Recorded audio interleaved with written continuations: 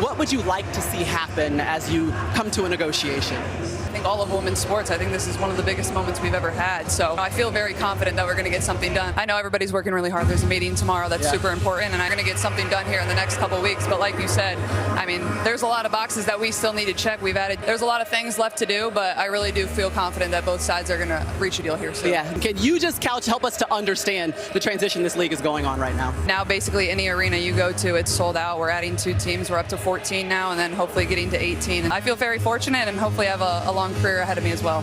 Well, just know that the league's fortunate to have you. Now I get to enjoy this. I mean, what's better, MSG, Sunday night? You can put your slippers back on. Caitlin Clark's appearance at Madison Square Garden for her NBC debut served as a strategic signal within the professional basketball landscape. It was more than a routine media appearance. It was a demonstration of her standing relative to the WNBA's established hierarchy.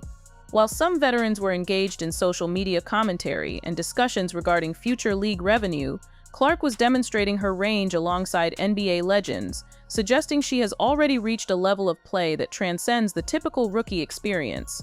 The composure she maintained while interacting with the NBC audience and Jamal Crawford highlighted a significant shift in the sport's power dynamics. The atmosphere at Madison Square Garden, a venue defined by the historical performances of Michael Jordan and Kobe Bryant, shifted the moment Clark arrived. She appeared unaffected by the gravity of the arena, maintaining a level of confidence that has become a point of contention for her critics. Her presence is backed by unprecedented television ratings and cultural influence. During a shooting contest with Jamal Crawford, Clark's ability to hit shots from well beyond the arc moved the segment from a playful demonstration to a serious display of skill. This range represents a technical advantage that distinguishes her from many of her peers in both the WNBA and the NBA. Beyond the court, the WNBA faces internal tension as it reaches a financial crossroads. The league is approaching a potential lockout for the 2025 or 2026 seasons as veteran players seek a 30% share of gross revenue. This demand comes at a time when the league is only beginning to see profitability, a change largely attributed to the surge in attendance and viewership following Clark's arrival. The timing of these negotiations is notable, as the veteran players look to renegotiate terms following the recent increase in ticket sales and the interest surrounding new television contracts. During the broadcast, Clark identified Luka Doncic as a primary influence rather than a Zagreb WNBA predecessor. This choice indicates a specific approach to the game, focusing on Doncic's ability to manipulate space and dictate pace through physicality and technical study. By modeling her game after a top-tier NBA superstar, Clark signals that she is measuring her progress against a global standard rather than the league's past. This focus on elite technical mastery suggests that efforts to rattle her with veteran physicality may be ineffective against a player studying how the most difficult-to-guard players in the world handle pressure. Further complications arise from the development of Unrivaled, a 3-on-3 league founded by Breanna Stewart and Nafisa Collier. While the league aims to provide domestic off-season opportunities, the timing coincides with the WNBA's labor standoff. The existence of an alternative platform for star players raises questions about a potential conflict of interest during collective bargaining negotiations.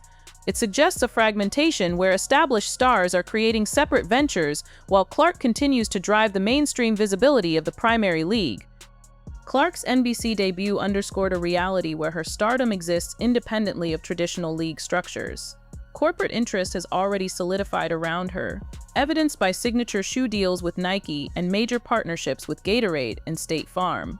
These endorsements are driven by her marketability and cultural reach rather than standard rookie statistics. This financial disparity has created visible tension within the league, with reports of friction in locker rooms as the existing structure struggles to adapt to her commercial scale. Recognition from NBA figures like Reggie Miller and Carmelo Anthony provides a level of validation that differs from the scrutiny Clark faces within the WNBA. Miller has publicly categorized Clark among the elite shooters of Indiana basketball history.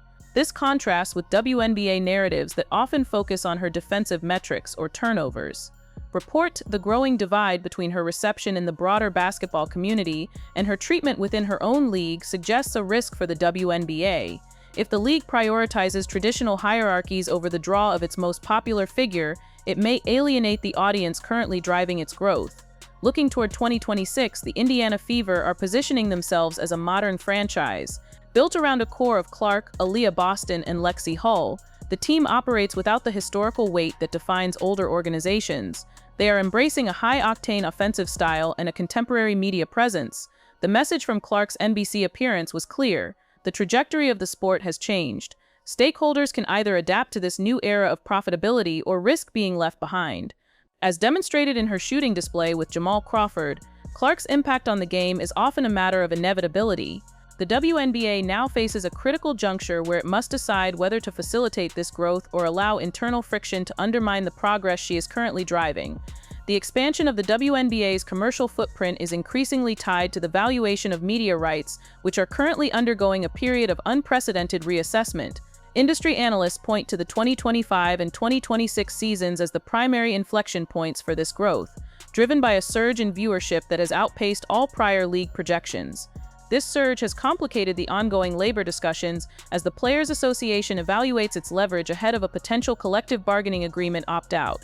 The demand for 30% of gross revenue is a significant departure from previous negotiations, reflecting a belief among veteran players that the league's foundational business model has been permanently altered. However, the friction remains in whether that value is distributed across the league or concentrated on the individuals driving the ratings. The transition from the traditional post-centric game of the WNBA's earlier decades to a perimeter-dominated offense is a technical shift that Clark has accelerated. Her focus on Luka Doncic's methodology is particularly relevant here. By prioritizing deceleration and the use of angles over raw speed, she is introducing a tactical approach that challenges conventional defensive scouting reports. In the NBA, Doncic has demonstrated that a high-usage player who can dictate pace through spatial awareness is nearly impossible to scheme against over a full series. Clark's application of these principles suggests a long-term strategy to neutralize the physical advantages of larger, more experienced defenders who rely on high-pressure, close-contact defense. This evolution in playstyle is mirrored by a structural shift in how professional women's basketball players manage their off-seasons. The launch of the unrivaled league represents a strategic pivot toward autonomy. By providing a domestic alternative to overseas play, the league founders are effectively creating a secondary market for talent. Yet the timing of this initiative creates a complex dynamic with WNBA team owners. If star players have an alternative source of income and a separate platform for visibility, their reliance on the WNBA's traditional schedule diminishes. This provides them with a lifeboat in the event of a work stoppage, but it also risks fragmenting the very audience that the WNBA is currently trying to consolidate. In terms of marketability, the Q-score, a metric used to measure the familiarity and appeal of a brand or celebrity, places Clark in a category occupied by few athletes in any sport. While her peers negotiate for incremental increases in travel stipends and daily allowances, Clark's endorsement portfolio operates on a global scale. This disparity is not just about personal wealth. It affects the internal chemistry of locker rooms where the highest-paid players are often not the ones with the largest public profiles.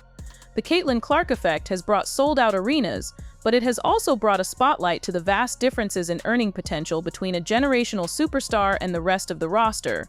The validation from figures like Reggie Miller and Carmelo Anthony serves as a bridge between the WNBA's current growth and the broader history of the sport. Miller's comparison of Clark to himself and Tyrese Halliburton acknowledges a specific lineage of Indiana basketball defined by long-range shooting and high-pressure performance. This acknowledgement by NBA legends signifies a shift in how the women's game is perceived by the basketball establishment. They are no longer viewing it as a separate or developmental league, but as a legitimate theater for elite skill. The focus is shifting away from gender-based comparisons and toward a pure analysis of shooting mechanics, court vision, and competitive drive. As the Indiana Fever move into the 2026 season, their roster construction reflects a departure from the wait-your-turn culture of the past. The synergy between Clark, Aaliyah Boston, and Lexi Hull represents a modern blueprint for team building.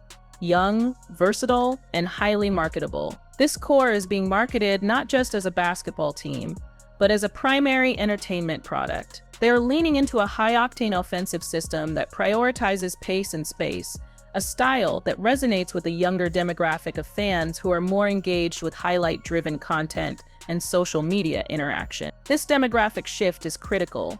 These fans are often more loyal to individual players than to the franchises themselves, a trend that is already well established in the NBA. The ultimate test for the WNBA will be its ability to integrate this new era of superstardom without alienating the players who built the league's foundation. The tension observed on the NBC set and in the brewing labor disputes suggests that this transition will be difficult. There is a fundamental conflict between the established culture of veteran seniority and the immediate overwhelming impact of a rookie who has redefined the league's economic reality. Whether the league can harmonize these interests, or if internal jealousy will lead to a more fractured landscape, remains the central question. Heading into the next television deal, the cameras are ready for the revolution, but the boardroom must still decide how to govern it.